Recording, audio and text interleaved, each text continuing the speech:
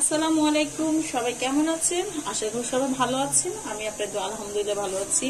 এটা দেখতে পাচ্ছেন চিংড়ি মাছ। এই চিংড়ি মাছের আমি কি করব, বারবিকিউ করব। এই বারবিকিউটা করতে আমার কি কি উপাদান লাগছে, এখানে আমি হাফ কেজি চিংড়ি মাছ নিয়েছি। এই সাইজের আমি এভাবে কেটে নিয়েছি। ওর যতগুলো পা ছিল সবগুলো কেটে কেটে ফেলে দিয়েছি। এখন এটা যেভাবে ম্যারিনেট করবো ওটা আমি আপনার সাথে দেখাবো কিভাবে আমি এটা ম্যারিনেট করি। প্রথমে আমি একটা বাটি নিয়েছি। এই বাটিতে আমি যে জায়গায় চিংড়ি মাছে এত বেশি মশলা লাগে না, ওই জায়গায় আমি এখানে 2 টেবিল চামচ টক দই নিয়েছি, পরিমাণ মতন সয়া সস, কারণ চিংড়ি মাছ অনেক নরম হয়। তারপরে সামান্য পরিমাণে ভিনেগার, তারপর লাগছে এখানে একটু সরিষার তেল, তারপর লাগবে এখানে এই বারবিকিউ মশলাটা আমি ব্যবহার করছি। এখানে লাগছে পরিমাণ মতো একটু বারবিকিউ মশলা। তারপর এখানে লাগছে আমি এটা একটা তন্দুরি রাঁধুনি তন্দুরি মশলাটা আমি ব্যবহার করছি। এখানে লাগছে একটু তন্দুরি মশলাটা সামান্য, অতিরিক্ত লাগবে না, কারণ যে জায়গা চিংড়ি মাছটা অনেক বেশি পরিমাণ হিসাবে, হ্যাঁ পরিমাণ হিসাবে চিংড়ি মাছটা অনেক বেশি নরম। এখানে দেখছি একটু টেস্টি সল্টটা অপশনাল, আপনার ভালো লাগলে দিবেন, না লাগলে দরকার নেই। তারপরে পরিমাণ মতো একটু মরিচের গুঁড়ো, সামান্য পরিমাণে চিনি, আর লাগছে আমার সামান্য পরিমাণে একটু জর্দা রং। এটা অপশনাল, এটাও দেওয়ার দরকার নেই। এখানে এগুলো খুব ভালো করে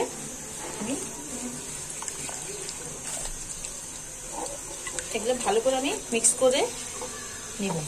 নিয়ে আমি চিংড়ি মাছের সাথে এটা অ্যাড করে 3 থেকে 4 ঘন্টার জন্য এটা রেস্টে রেখে দিব। তারপর আমি এটা কিভাবে করে ওটা আমি আপনার সাথে শেয়ার করব। এখন আমি এখানে যে মশলাটা আছে, মশলাটা আমি সম্পূর্ণভাবে এখানে দিয়ে দিলাম।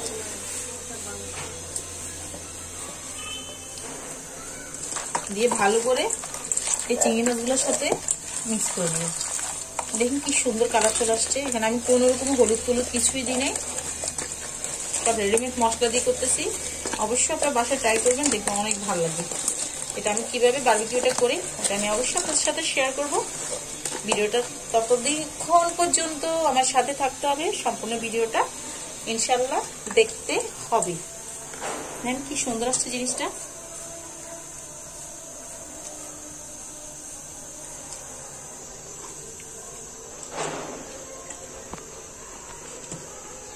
ওকে,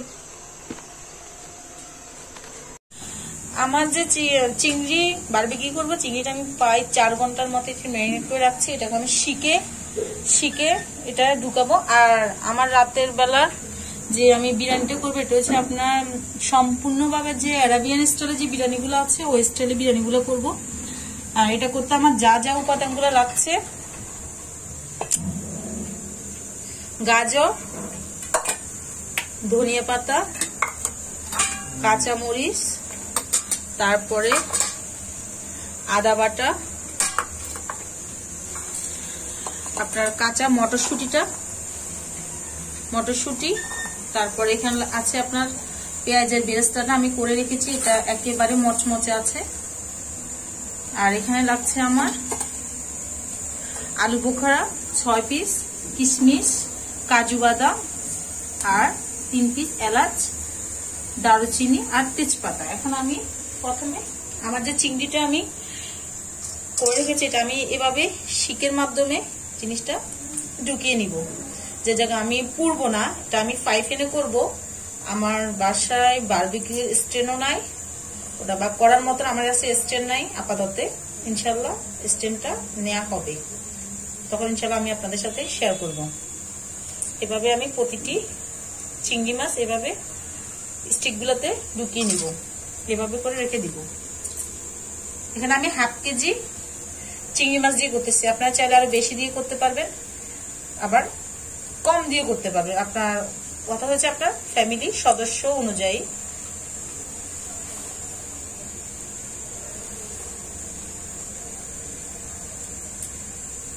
এভাবে আমি প্রতিটি চিংড়ি মাছ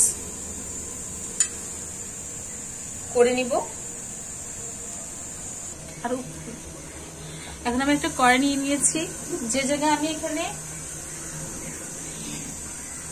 যে আমার এখানে 2 কেজি ওজনের একটা মুরগি, 2 কেজি ওজনের মুরগির জন্য আমি 1 কেজি পোলাও চাল নিয়েছি। এখানে আমি মুরগিগুলো এইভাবে ফিস করে প্রায় আপনার 4 ঘন্টার মতো আমি এটা ম্যারিনেট করে রেখে দিয়েছি। এখানে আমার টক দধি, আদা বাটা, রসুন বাটা, হালকা করে আপনার একটু জর্দার রং, আর আপনার লবণ, সয়া সস, টেস্টি সস সবকিছু দিয়ে আমি এটা ম্যারিনেট করে রেখেছি। এখন এখানে আমি যে কড়াইটা নিয়েছি, কড়াইতে আমি যে বেরেস্তার যে তেলটা আছে, তেলটা আমি এখানে পরিমাণে বেশি না, কারণ আমি সরিষার তেল দিয়ে অলরেডি মাংসের সরিষার তেলটা দিয়েছি। এখন এটা ভালো করে তেলটা গরম হওয়া পর্যন্ত অপেক্ষা করব। তারপর এখানে আমি চিকেনটা দিয়ে দিব। আমার তেলটা হালকা গরমে আসছে, এখন আমি চিকেনটা সম্পূর্ণভাবে দিয়ে দিলাম।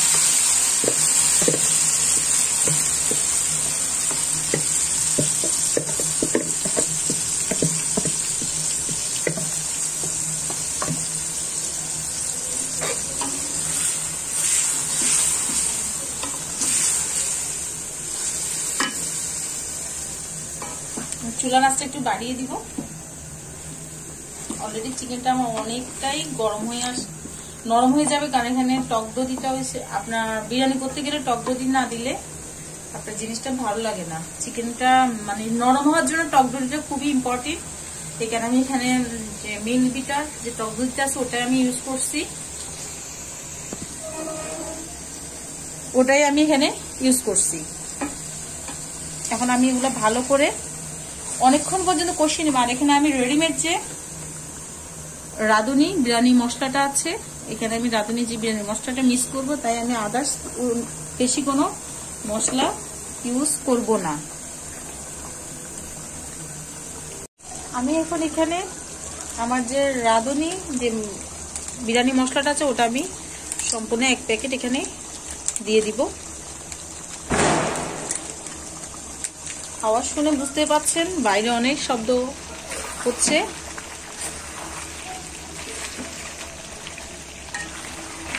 এখানে এটা দিয়ে আরো কিছুক্ষণ কষিয়ে নিব।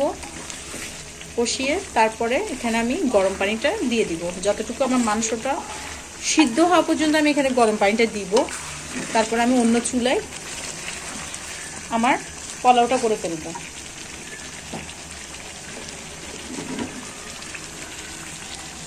এটা কত সুন্দর কালার আসছে, অনেক সুন্দর একটা কালার চলে আসছে অলরেডি।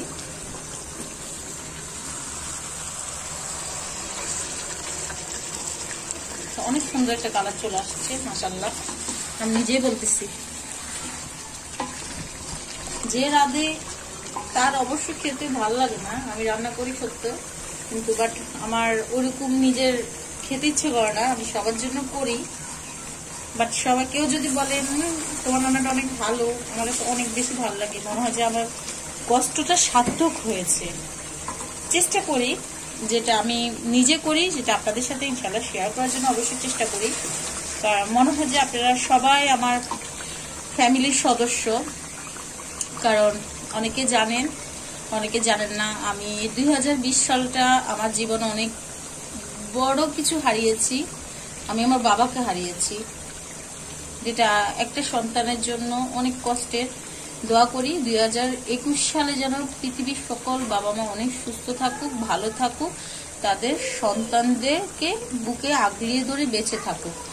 কখনো কোনো সন্তান চাইবেন না তার বাবা মা যেন বৃদ্ধাশ্রমে যায়। এই জিনিসটা সবসময় মাথায় 10 দিন বাবা মা যখন আমাদেরকে গর্ভধারণ করেছে অনেক কষ্ট করেছে।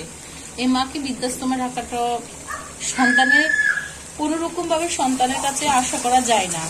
তাই সঠিক শিক্ষাটা হয়েছে প্রতিটি পরিবার থেকে সন্তানে পেয়ে থাকে। এই জিনিসটা সবসময় মাথায় রাখবেন। মা বাবা একবার হারিয়ে গেলে কখনো পাওয়া যায় না। একটা বন্ধু বান্ধব এক যাবে এক আসবে, এটা সবসময় মাথায় রাখবেন। তাই সবার কাছে একটাই রিকোয়েস্ট, প্লিজ মা বাবার গুরুত্ব সবাই দিবেন। কারণ যখন থাকবে না কাছে তখন আমরা একটু ওটা ফিল করতে পারবেন, এছাড়া ফিল করতে পারবেন না। এটাই সবার কাছে একটা অনুরোধ, সবার মা বাবাকে আল্লাহ সুস্থ রাখুক, ভালো রাখুক, আর নেক হায়াত দান করুক। আমার মাংসটা কষানো হয়ে গেছে, এখন আমি এখানে পরিমাণ মতো পানি দিয়ে দিব। অবশ্যই খেয়াল করবেন গরম পানি দেওয়ার জন্য, কখনো ভুলেও ঠান্ডা পানিটা দিবেন না, কারণ ঠান্ডা পানি দিলে মাংসটা একটা শক্ত আবরণ তৈরি করবে। আমি এখানে পরিমাণ মতো পানি দিয়ে দিব, অতিরিক্ত পানি দেওয়ার দরকার নেই, কারণ সবাই জানেন ব্রয়লার মুরগি।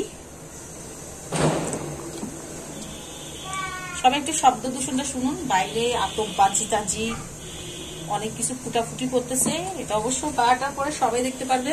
আর অবশ্য আমি একটু ভিডিও করব, সেটা আমি আপনাদের সাথে ইনশাল্লাহ শেয়ার করব, কারণ 31st নাইট ডে বা ওগুলো আমাদের কাছে কনভার্ট না, কারণ আমরা মুসলিম কান্ট্রিতে জন্মগ্রহণ করেছি, মুসলিম হিসাবে আমাদের কাছে ওগুলো কিন্তু উদযাপন করা একেবারে ঠিক না।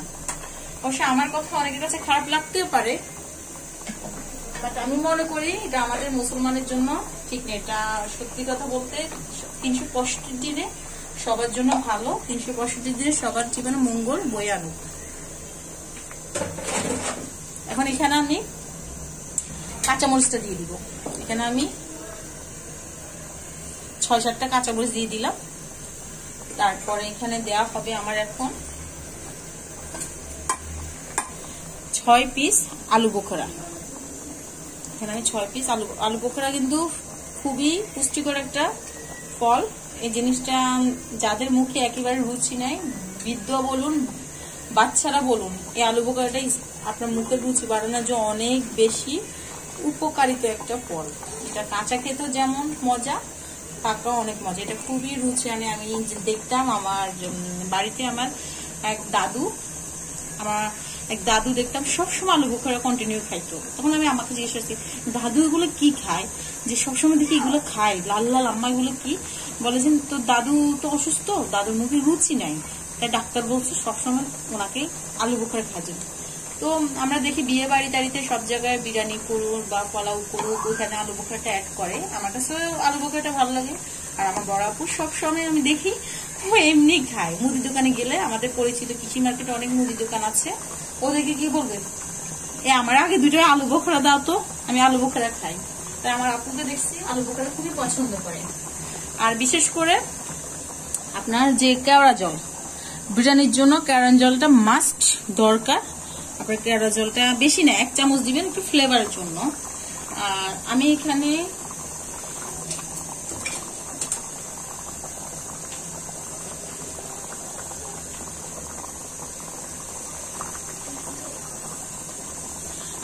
একটু কালার আসার জন্য আমি এখানে একটু দুধ নিয়ে নিব,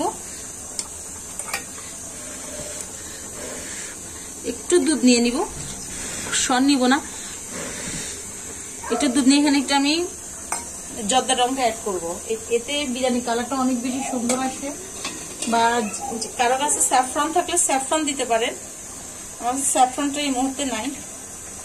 আমি এখানে একটু ফুড কালার ব্যবহার করব। এই ফুড কালারটা কিন্তু ভালো, স্বাস্থ্যের জন্য এত ক্ষতিকর না, এটা নিতে পারেন, খোলাচ্ছে এটা নিতে পারে। এই ফুড কালারটা আমি ব্যবহার করব, এটা বিরিয়ানির কালারটা চেঞ্জ করে ফেলবে। এটা স্যাফরন থেকে কম কালার করে না, এটা খুবই ভালো। এটা আমি ভালো করে মিক্স আপ করে নিব। কি সুন্দর কালার চলে আসছে। আমার এখানে চিকেনটা হয়ে যাক, আমি অন্য সাইডে আমার পোলাওটা করে ফেলবো। এটা আস্তে আস্তে মিশা হোক। আমার বিরিয়ানির মাংস হয়ে আস্তে আস্তে আমি এখানে আমার চিংড়ি বারবিকিউটা করে ফেলবো। এটা আপনারা খুবই ইজিলি ফ্রাই প্যানে কিভাবে করবেন ওই জিনিসটা আমি আপনাদেরকে দেখাচ্ছি। যাদের বাসা বারবিকিউ পুরার মতন মেশিন নাই বা কয়লা টয়লা অ্যারেঞ্জ করার মতন আছে, কিন্তু অনেকে ভাড়া বাসা যারা থাকে তাদেরকে বাড়িওয়ালারা করতে দেয় না। এখন আমার এটা তেলটা গরম হওয়া পর্যন্ত অপেক্ষা করবো। এই যে আমার চিংড়িটা আমি স্টিকি করে এভাবে রেখে দিয়েছি, এখন এগুলো আমি এখানে পোড়ার জন্য দিয়ে দিব। আমার তেলটা গরম হয়ে গেছে, এখন আমি এখানে আস্তে আস্তে চিংড়িগুলো দিয়ে দিব।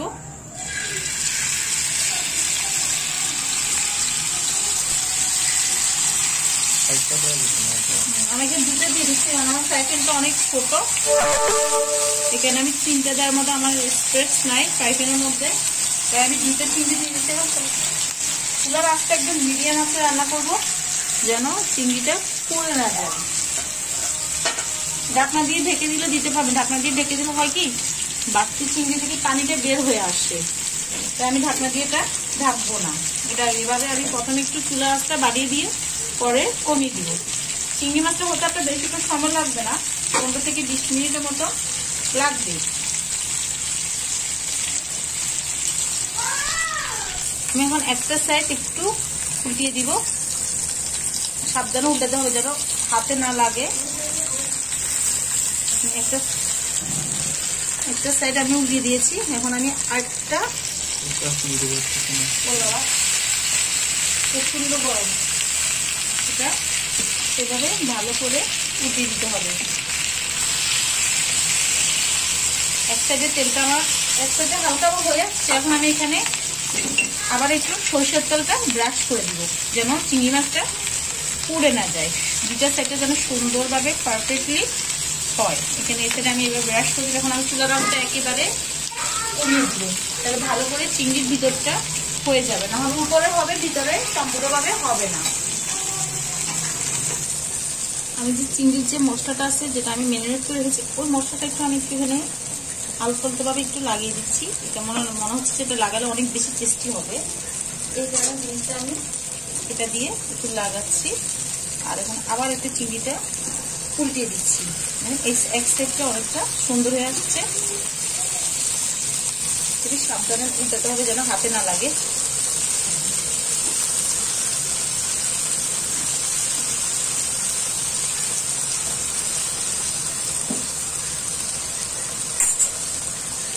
এই সাইডটা তার একটু ব্রাশ করে দিচ্ছি।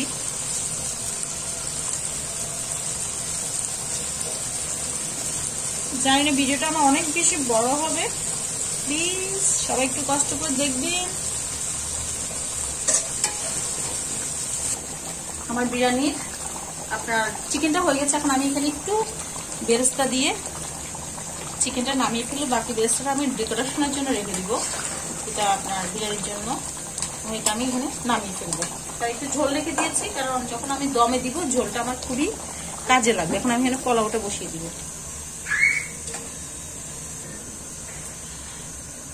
এখন একটা কড়াই নিয়ে নিয়েছি, বড় মাপের একটা কড়াই নিয়ে নিয়েছি, কারণ এই বিরিয়ানিটা একটু নর্মালি আমাদের বিরিয়ানি থেকে একটু আলাদা, এই কারণে এটা আবার শেয়ার করা, কারণ অলরেডি আমার পেজে বিরিয়ানির ভিডিও আছে, তারপরে এটা শেয়ার করতেছি অন্য একটা কারণে।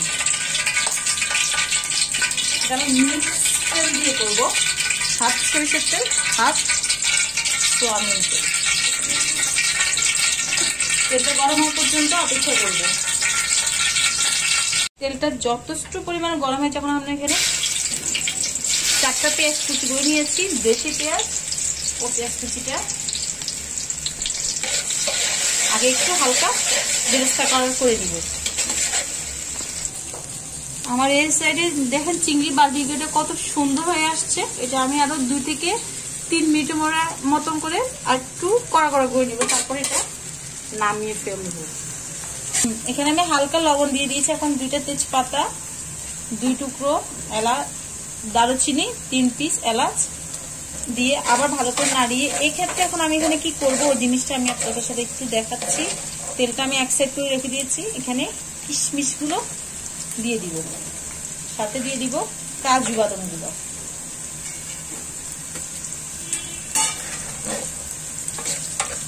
চুলার আঁচটা একটু কমিয়ে দিব, যেন জিনিসগুলো সম্পূর্ণভাবে সবগুলো ভাজা হয়, যেন পুড়ে না যায়। এখানে কাজু বাদামটা সব ভাজা হয়ে গেছে, এখন এখানে আমি মটরশুঁটি গুলো দিয়ে দিই, দিয়ে আরেকটু 2 মিনিটের মতো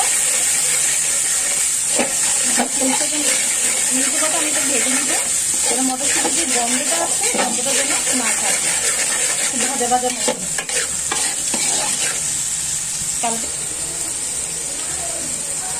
আমি এখানে চাউলগুলা কাঁচামরিচটা একসাথে দিয়ে দিলাম, দিয়ে এটা ভালো করে ভাজবো। এখন পোলাওর চাউল আপনি যত বেশি ভাজবেন তত বেশি পোলাওটা অনেক বেশি ঝরঝরে এবং অনেক বেশি টেস্টি হয়, খেতে খুবই মজা লাগে। আমি ভেজে দিব প্রায় 2-3 মিনিটের মতো। পোলাও চালটা আমি ভাজবো। আমার পোলাওটা হয়ে গেছে। আমি এখন সম্পূর্ণ পোলাওটা চুলার আঁচটা বা কমিয়ে এক সাইড করে ফেলছি। করে এখানে পাশে চিকেনটা দিয়ে দিব, সম্পূর্ণ চিকেনটা দিয়ে দিব এখানে। আমি যেভাবে বিরিয়ানিটা করি হয়তো বা অনেকের সাথে এটা মিল নাও হতে পারে, আমি আমার মতো করি। আমি বা কারোটা অতটা ফলো করে করি না। আমি যেভাবে এত বছর পর্যন্ত করতেছি দেখাবো। এই সাইডটা উঠে ফেলবো, সম্পূর্ণ চিকেনটা আমি নিচে দিয়ে দিব, দিয়ে উপর অংশটাতে পোলাওগুলো দিয়ে ঢেকে দিব। দেখেন আমি কিভাবে করতেছি, এভাবে। এখন আমি মিক্স করব না, একটার সাথে একটা গুলো মিক্স করব না। এটা আমি পরে দম থেকে উঠার পরে আমি আপনাদেরকে দেখাবো। এখানে এখন আমার এখনো কাজ শেষ হয় না, আমার এখানে এখন অনেক কাজ। 1 চা চামচ কেওড়ার জল, কেওড়া পানিটা দিয়ে দিব। জলগুলো অনেকে মাইন্ড করতে পারে, কেওড়া পানিটা দিয়ে দিব। তারপরে এখানে আমি যেটা দিব সেটা হচ্ছে, আমি এখানে একটা গাজর নিয়েছি, গাজরটা সুন্দর করে সম্পূর্ণভাবে উপরে দিয়ে দিলাম। তারপর ধনিয়া পাতা, সর্বশেষ যে ফুড কালার, এই কালারটা আমি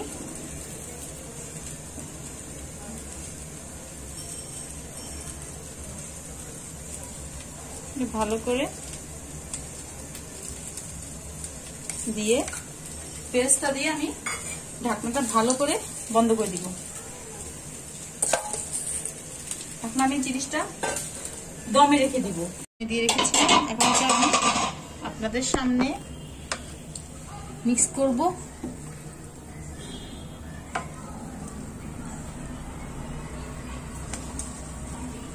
আমার সম্পূর্ণ বিরিয়ানিটা আলহামদুলিল্লাহ হয়ে গেছে। এখন আমি ভালো করে এটা সম্পূর্ণ চাউলের সাথে এটা পোলাওর সাথে মিক্স করে দেব। এত সুন্দর ঝরঝর হয়েছে, ভালো করে মিক্স করতে হবে। আমি ভালো করে এটা মিক্স করেছি, আর আমি এটা 2 থেকে 3 মিনিটের মতো দমে দিব। আর দরকার নেই আমার, এখন আমি চুলার আঁচটা বন্ধ করে দিব। এখন আমার বিরিয়ানিটা কত সুন্দর মাশাআল্লাহ ঝরঝরে হয়ে গেছে। এখন আমি এটা আরেকটু দমে দিব। এটা হয়ে গেছে সুন্দর করে। সম্পূর্ণভাবে আমি টেবিলে নিয়ে আপনাদের সাথে দেখাবো কালারটা কত সুন্দর আসছে। আমার বিরিয়ানিটা কতটা ঝরঝরে হয়ে গেছে।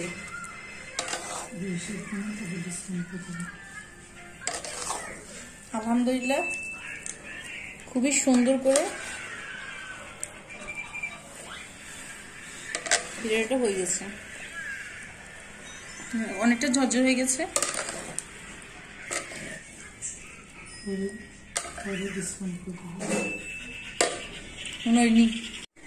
পরিবেশন করে দেখাচ্ছি আমার বিরিয়ানিটা কতটা ঝরঝরে হয়ে গেছে। অবশ্যই বাসায় আপনারা ট্রাই করে দেখবেন, ইনশাআল্লাহ সবার কাছে এটা ভালো লাগবে ইনশাআল্লাহ। আর এখানে আমার যে চিংড়ির বারবিকিউটা হয়ে গেছে। সবাই ভালো থাকবে, সুস্থ থাকবে। সবাইকে নতুন বছরের আগাম শুভেচ্ছা। ভালো থাকবেন, সুস্থ থাকবেন। আল্লাহ হাফেজ। নতুন একটি ভিডিও নিয়ে ইনশাআল্লাহ আপনাদের সাথে শেয়ার করব।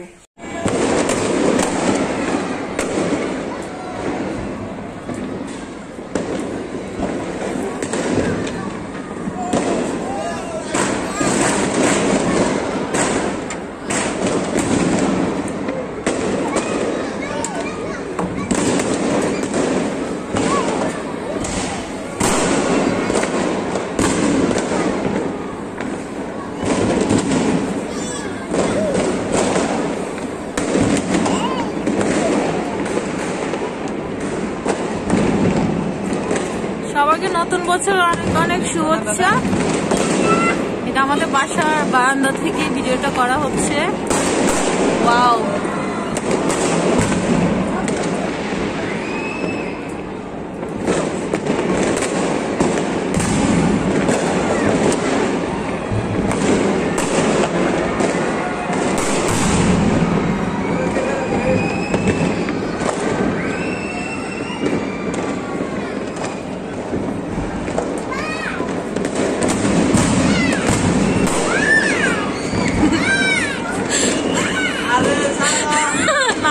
ওয়াও ওয়াও করতেছে, কারণ অনেক সুন্দর।